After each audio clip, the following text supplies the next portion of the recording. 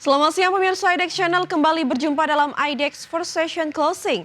Sejumlah informasi dari dunia ekonomi dan bisnis akan kami sajikan untuk Anda. Bersama saya Vina Munawar, inilah IDEX First Session selengkapnya.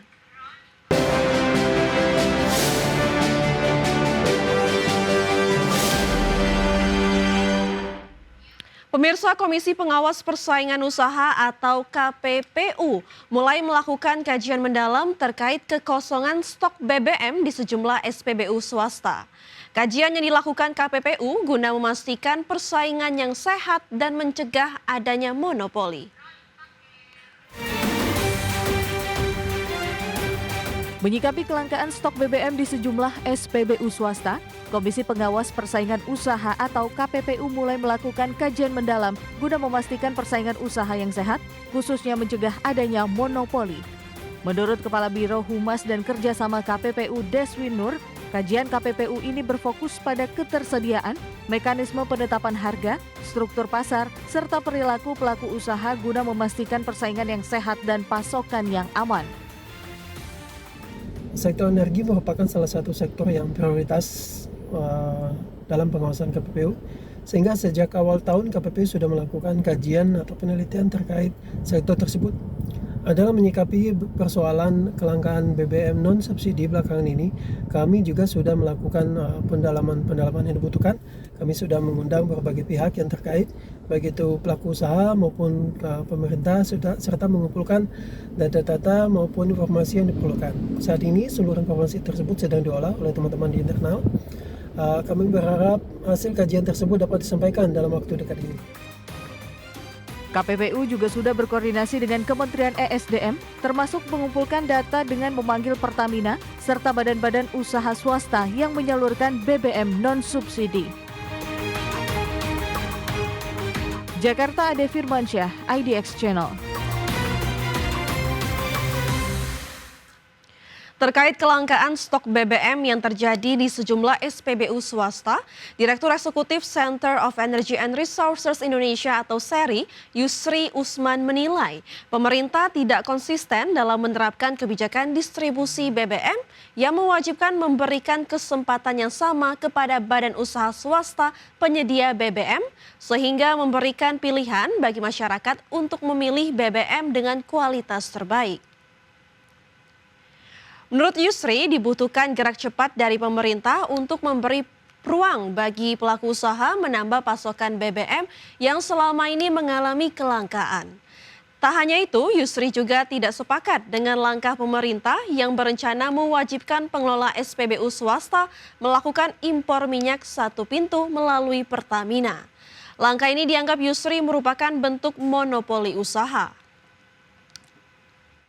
Itu nanti terjadi kan seperti monopoli. Kan sebetulnya itu sebagai pembanding. Mereka kan mesti kalau menambah biaya, padahal marginnya SPBU juga nggak besar banget. Kalau Pertamina proses pengadaannya nggak benar, masa mereka mau beli dari proses yang kurang transparan? Kan nggak mungkin. Makanya agak keberatan saya pikir SPBU asing dengan kebijakan harus beli melalui Pertamina. Bebaskan saja. Biar dilihat, jadi ada pembanding. Apakah SPBU asing itu murah beli BBM-nya dari negara entah di Singapura atau dari manapun. Sama Pertamina juga ada pembanding. Ini berbahaya ini kebijakan Bali. Pemirsa, Menteri Keuangan Purbaya Yudi Sadewa menyoroti perilaku direksi perbankan yang dinilai terlalu nyaman dengan kondisi likuiditas saat ini. Dengan gelontoran likuiditas 200 triliun rupiah di perbankan, Purbaya meminta petinggi Bank BUMN untuk berpikir keras merealisasikan kreditnya. Menteri Keuangan Purbaya Yudi Sadewa meminta perbankan untuk bekerja keras merealisasikan kredit dari penempatan dana 200 triliun yang digelontorkan pekan lalu. Pasalnya selama ini bank cenderung memilih cara aman dengan mendapatkan dana di instrumen rendah risiko ketimbang menyalurkan kredit ke sektor produktif. Menurut Purbaya, penempatan dana pemerintah sebesar 200 triliun rupiah di Bank Himbara bisa menjadi dorongan bagi perbankan untuk lebih aktif mencari proyek produktif. Untuk direksi perbankan diminta keluar dari zona nyaman dan berpikir keras merealisasikan kreditnya. pada dasarnya saya suruh mereka berpikir sendiri. Mereka kan orang-orang pintar, cuman selama ini malas karena bisa naruh di tempat yang aman, yang nggak mau ngapain, dapat spread cukup, untungnya gede, jadi mereka setiap Sabtu Minggu main golf kali. Sekarang dengan uang itu mereka berpikir dan harusnya market base ya, mereka akan mencari proyek-proyek yang memberikan return paling tinggi dan yang paling aman dulu. Pemindahan dana dari Bank Indonesia ke perbankan umum diharapkan dapat menjadi bahan bakar pertumbuhan ekonomi. Dengan mekanisme pasar, bank didorong untuk bersaing menyalurkan kredit sehingga kompetisi tersebut pada akhirnya bisa menekan suku bunga pinjaman. Jakarta, Raharjo Patmo, IDX Channel.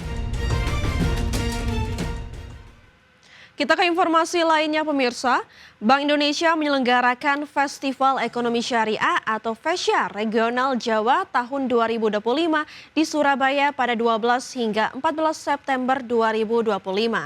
Ajang FESYAR yang merupakan salah satu rangkaian kegiatan menuju Indonesia Syariah Economic Festival sebagai salah satu pendorong perekonomian nasional.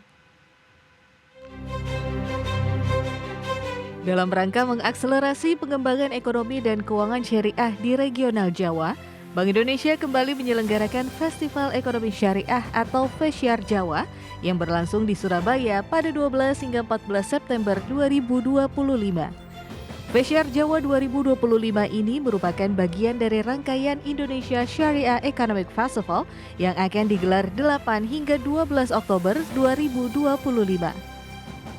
Kegiatan FESYAR Jawa ini dibuka langsung Gubernur Jawa Timur Khofifah Indar Parawansa, Kepala Departemen Ekonomi dan Keuangan Syariah Bank Indonesia Imam Hartono, dan Kepala Kantor Perwakilan Bank Indonesia Provinsi Jawa Timur Ibrahim. Dalam sambutannya, Gubernur Jawa Timur Khofifah Indar Parawansa menegaskan, FESYAR Jawa berperan penting mengubah cara pandang masyarakat dari sekedar transaksi halal menjadi gaya hidup halal. Langkah ini akan menghadirkan budaya ekonomi umat yang produktif, mandiri, serta adaptif terhadap perkembangan era digital. Capaian dari ekonomi Islam kita ini Indonesia sudah nomor 3 dan tentu kita berharap bahwa sekarang ini akan terus bisa ditingkatkan dengan catatan-catatan yang tadi telah kami sampaikan. Ya, slide. FESYAR Jawa yang mengusung tema sinergi ekonomi dan keuangan syariah memperkuat stabilitas dan transformasi ekonomi regional ini difokuskan pada 3 aspek utama, yakni pertumbuhan, inklusi, dan digitalisasi. Di samping itu, Bank Indonesia juga menyiapkan 6 inisiatif strategis, di antaranya gerakan pengembangan pesantren dan rantai nilai halal atau gerbang santri, hingga jaringan wirausaha syariah mendorong ekspor atau jawara ekspor. Inisiatif strategis tersebut ditempuh untuk memperkuat ekonomi syariah di Jawa maupun nasional dalam mendukung transformasi Eksyar menuju Indonesia Emas 2045. Ekosistem yang ada terus meningkat, baik itu dari sisi demand maupun supply-nya. Dari demand artinya adalah dari masyarakat, dari pelaku usaha, baik itu yang berbisnis maupun terkait dengan pembiayaan. Dari supply-nya juga kita dorong terkait dengan pembiayaan dengan perbankan bersyariah. Sehingga pilar-pilar inilah yang kita jabarkan, baik itu yang terkait dengan program dari kantor pusat, kemudian kita implementasikan di berbagai daerah di Indonesia. FESYAR yang diadakan di kawasan bukan hanya menjadi katalis mendorong dan berkembangnya aktivitas ekonomi syariah yang menjadi sumber pertumbuhan ekonomi baru, tapi juga mendorong pertumbuhan yang inklusif di kawasan dan mendukung terwujudnya pembangunan lebih berimbang antara pertumbuhan dan pemerataan. Ajang FESYAR Regional Jawa 2025 menargetkan business matching senilai 25 miliar untuk pembiayaan dan 10 miliar untuk perdagangan. Sehingga Bank Indonesia menyebutkan ajang ini bukan sekedar seremoni, melainkan wadah gerakan bersama memperkuat ekonomi syariah. Dari Surabaya, Jawa Timur, Ade Firmansyah, IDX Channel. Pemirsa, kami akan kembali dengan informasi menarik lainnya. Tetaplah bersama kami di IDX First Session Closing.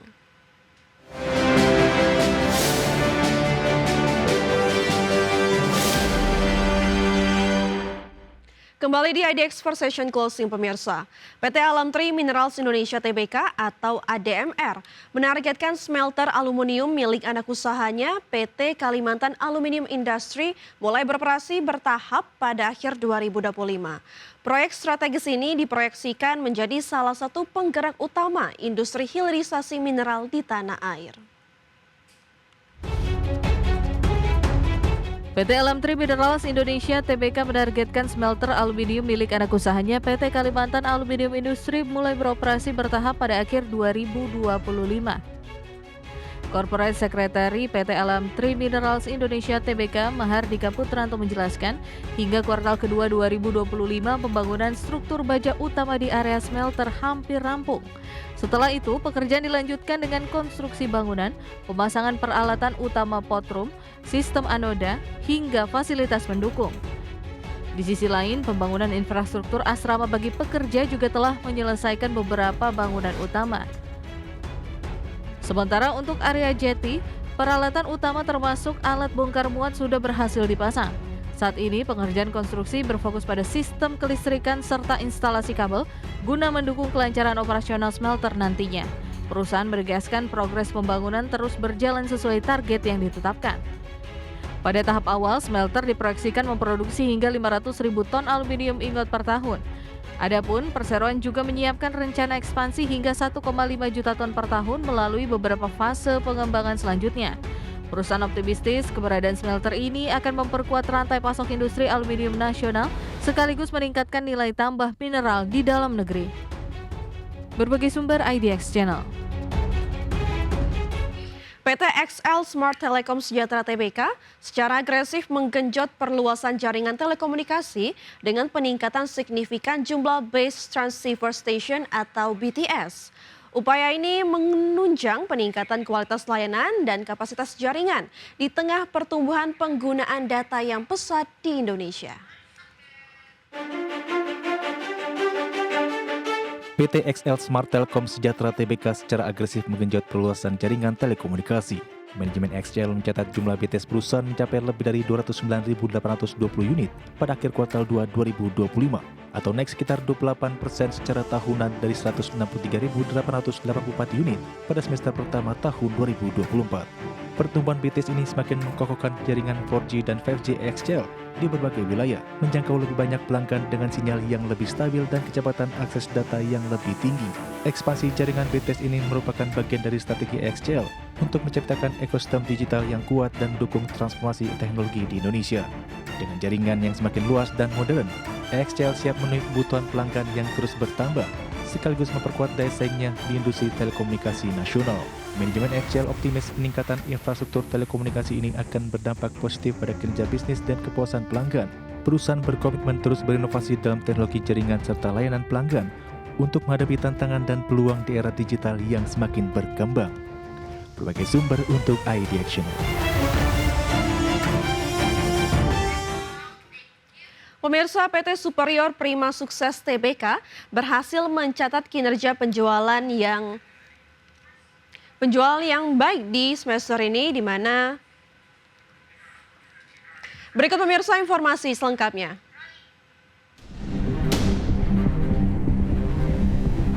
Les berhasil mencatat kinerja penjualan yang solid di tengah tantangan industri konstruksi.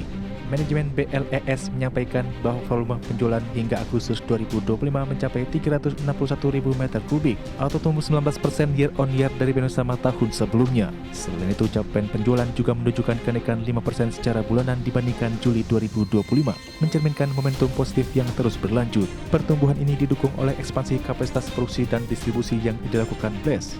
Strategi pemasaran yang agresif dan penguatan jaringan distribusi di berbagai wilayah menjadi faktor pendorong utama keberhasilan penjualan bata ringan perusahaan. Manajemen optimis tren pertumbuhan akan terus berlanjut seiring dengan pulihnya aktivitas konstruksi dan investasi infrastruktur di Indonesia. BLES berkomitmen untuk terus meningkatkan kualitas produk dan layanan agar dapat memenuhi kebutuhan pasar, serta mempertahankan posisi sebagai pemain utama di industri material bangunan. Berbagai sumber untuk IDX Channel.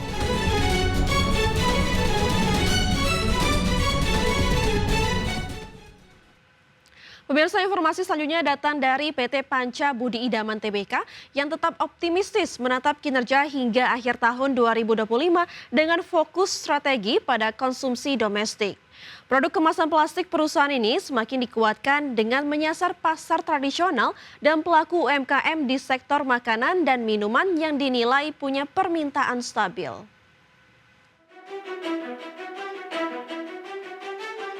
PBID menilai permintaan kemasan plastik dari segmen makanan dan minuman masih stabil meski kondisi ekonomi nasional mengalami gejolak.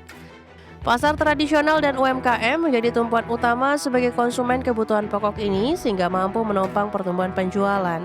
Porsi ekspor perusahaan disebut masih kecil di bawah 5% dari total penjualan. Untuk memperkuat posisi, PBID terus meningkatkan jaringan distribusi dan kualitas layanan agar pengiriman produk tepat waktu. Perusahaan juga melakukan diversifikasi produk kemasan seperti food pack, dus kue, kertas nasi, dan gelas plastik untuk memenuhi kebutuhan berbagai jenis pelanggan di pasar domestik. Selain itu, pemeliharaan mesin produksi menjadi bagian dari strategi menjaga efisiensi operasional.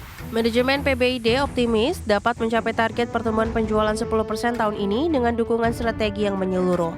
Fokus menggenjot pasar tradisional dan UMKM sekaligus menjaga efisiensi biaya produksi menjadi kunci keberhasilan. Langkah ini sejalan dengan komitmen perusahaan untuk terus memberikan produk kemasan plastik berkualitas bagi pasar nasional. Berbagai sumber, IDEX Channel.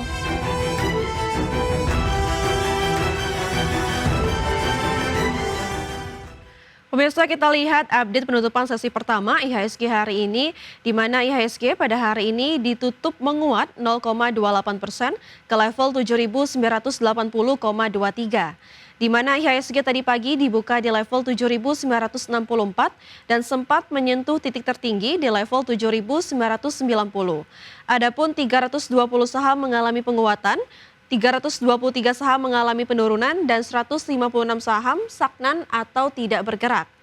Adapun pemirsa, saham-saham yang mengalami penguatan tertinggi atau top gainers antara lain ada PTRO yang mengalami kenaikan 8,11%, BRPT mengalami kenaikan 5,6%, MLPL mengalami kenaikan 6,45%, dan Hoki mengalami kenaikan 28,21%. Dari sisi top losers pemirsa atau saham-saham yang mengalami penurunan terdalam, ada Antam yang mengalami penurunan di 1,94%, MTK mengalami penurunan di 3,91%, WIRG mengalami penurunan di 5,45%, dan Bumi mengalami penurunan di 2,61%. Dari pergerakan sektoral pemirsa, industri mengalami penguatan di 4,01%, teknologi mengalami penguatan di 1,93%, sementara keuangan mengalami penurunan di 0,33%, dan konsumsi primer mengalami penurunan di 0,12%.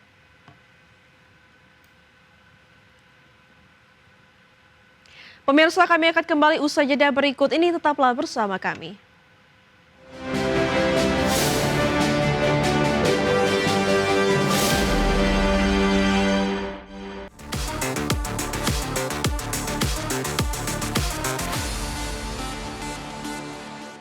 Pemirsa, Meta, perusahaan induk WhatsApp, Instagram, dan Facebook, bersiap meluncurkan kacamata pintar terbaru bernama Hypernova yang dilengkapi layar terintegrasi dan teknologi realitas campuran. Peluncuran diperkirakan berlangsung pada September 2025 dengan harga yang relatif terjangkau, sekitar 12 jutaan rupiah. Meta, perusahaan induk WhatsApp, Instagram, dan Facebook, bersiap meluncurkan kacamata pintar terbaru bernama Hypernova. Kacamata pintar Hypernova menggunakan pendekatan unik dengan layar monokuler yang hanya tampil di mata kanan, memungkinkan pengguna tetap melihat dunia nyata melalui mata kiri tanpa gangguan. Fitur di dalamnya mencakup kemampuan mengambil gambar, menampilkan notifikasi aplikasi seperti WhatsApp, navigasi peta, dan kontrol UI melalui gerakan tangan dengan bantuan gelang pintar bernama Ceres. Hypernova didukung oleh chip Qualcomm dan sistem operasi Android yang diadaptasi khusus. Selain layar interaktif, kacamata ini mengunggulkan fitur realitas campuran yang membedakannya dari produk Meta sebelumnya seperti Ray-Ban Stories. Dengan harga sekitar $800 Amerika, lebih rendah dari perkiraan awal, Hypernova diharapkan dapat menarik pasar lebih luas. Meta memasuki persaingan kacamata pintar yang semakin ketat dengan produk inovatif ini, menantang Apple Vision Pro dan Samsung. Strategi harga kompetitif dan fitur canggih diharapkan memperkuat posisi Meta di pasar perangkat XR dan smart glass ke depannya. Peluncuran ini menjadi langkah penting dalam pengembangan teknologi realitas campuran dan wearable. Kacamata pintar Meta Hypernova yang akan hadir dengan teknologi layar monokuler dan realitas campuran pada September 2025 siap memberikan pengalaman baru bagi pengguna. Perangkat ini menandai kemajuan signifikan dalam wearable tech dengan harga yang lebih terjangkau untuk menarik konsumen global. Berbagai sumber IDX Channel.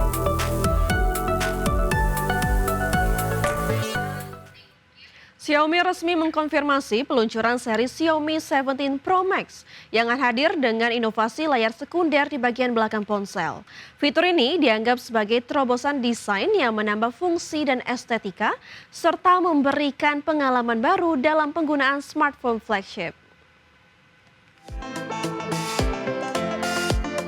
Xiaomi 17 Pro Max dibekali layar utama LTPO OLED berukuran 6,8 inci dengan resolusi 2K dengan refresh rate 120 Hz yang memberikan tampilan visual tajam dan mulus. Di bagian belakang terdapat layar sekunder berbentuk persegi panjang yang menyatu dengan modul kamera memungkinkan pengguna menampilkan notifikasi, waktu hingga fungsi multitasking tanpa perlu mengaktifkan layar utama. Dukungan chipset Snapdragon 8 Elite Gen kelima membuat Xiaomi 17 Pro Max memiliki kinerja tinggi untuk gaming dan multitasking. Kamera belakang terdiri dari 3 sensor 50 megapiksel dengan fitur OIS, lensa periskop telefoto, dan ultrawide yang menghasilkan foto berkualitas tinggi. Peluncuran seri ini ditargetkan pada akhir September 2025 dengan harga yang kompetitif. Inovasi layar sekunder ini menjadikan Xiaomi 17 Pro Max berbeda dari kontestan di kelas flagship lain, memberikan nilai tambah yang praktis dan estetika modern. Fitur layar sekunder ini juga memungkinkan interaksi langsung dengan AI serta berbagai kontrol yang mempermudah penggunaan sehari-hari. Xiaomi berupaya mengukuhkan posisi mereka di pasar smartphone premium dengan pendekatan desain yang futuristik. Dengan hadirnya Xiaomi 17 Pro Max yang inovatif dan canggih, pengguna akan merasakan pengalaman flagship yang lengkap dari segi performa, fotografi, dan desain futuristik. Peluncuran ini akan menjadi momen penting bagi Xiaomi untuk bersaing ketat di pasar smartphone global. Berbagai sumber IDX Channel.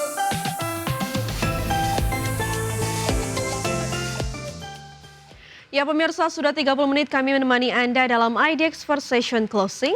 Perbarui terus informasi Anda hanya di IDX Channel, your trustworthy and comprehensive investment reference. Jangan lupa saksikan program Second Session Closing yang akan tayang pada pukul 15.30 waktu Indonesia bagian Barat. Karena urusan masa depan harus terdepan, aku investor saham. Saya Vina Munawar, terima kasih dan sampai jumpa.